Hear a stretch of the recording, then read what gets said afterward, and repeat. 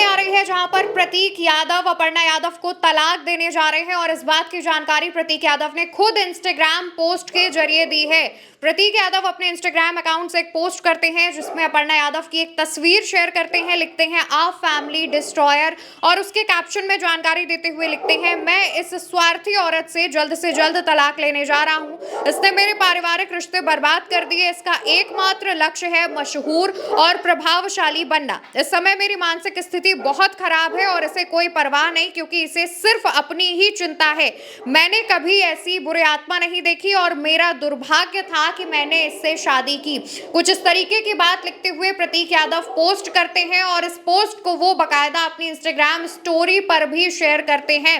प्रतीक यादव की तरफ से जानकारी दी गई है और उसके बाद से ही हलचल तेज हो गई है कि क्या वाकई नेताजी के परिवार में एक बड़ी टूट होने जा रही है। बताते चले कि मुलायम सिंह यादव की दूसरी पत्नी साधना यादव के बेटे हैं प्रतीक यादव, अखिलेश यादव के छोटे भाई हैं और आज तक नेताजी के परिवार में इतनी बड़ी टूट नहीं देखी गई है। किसी की तलाक की बात सामने आई हो आज तक ऐसा सुनने को नहीं मिला है, लेकिन प्रतीक यादव ने ये पोस्ट करके ये जानकारी दी है और उसके बाद से हलचल तेज हो गई है कि क्या प्रतीक और अपर्णा यादव की शादी टूट जाएगी। क्या ये पहला मामला नेताजी के परिवार में ऐसा होगा जहां पर तलाक देने तक की नौबत आ जाएगी।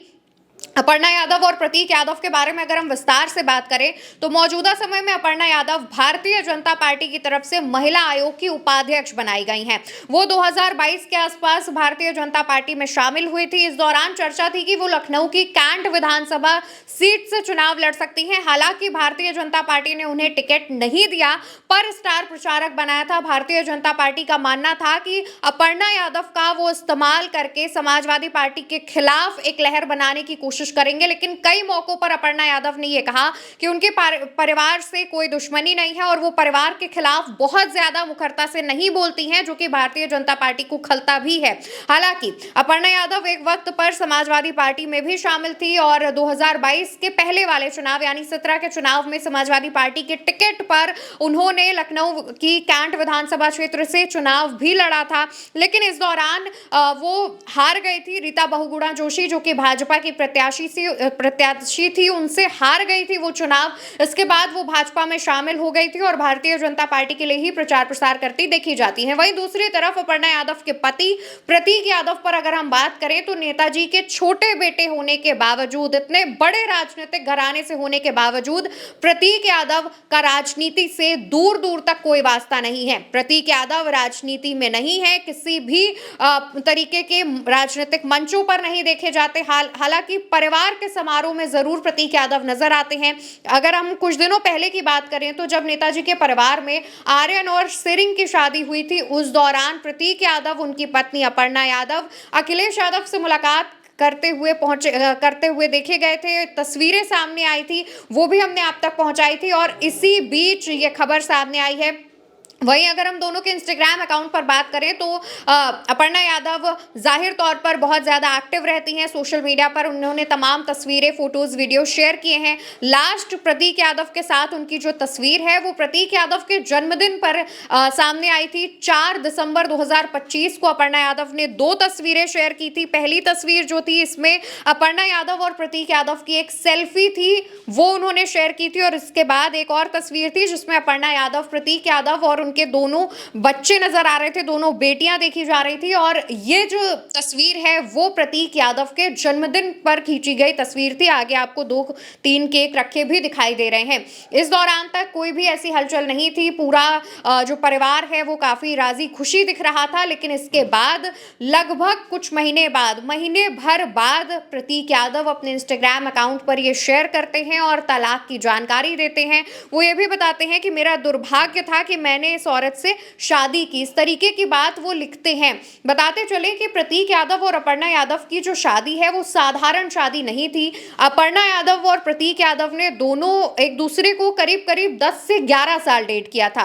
दोनों की मुलाकात 2001 में एक पारिवारिक कार्यक्रम में हुई थी। उसके बाद दोनों की बातचीत शुरू हुई। दिसंबर 2011 में दोनों ने शादी की, शादी के बंधन में बंधे।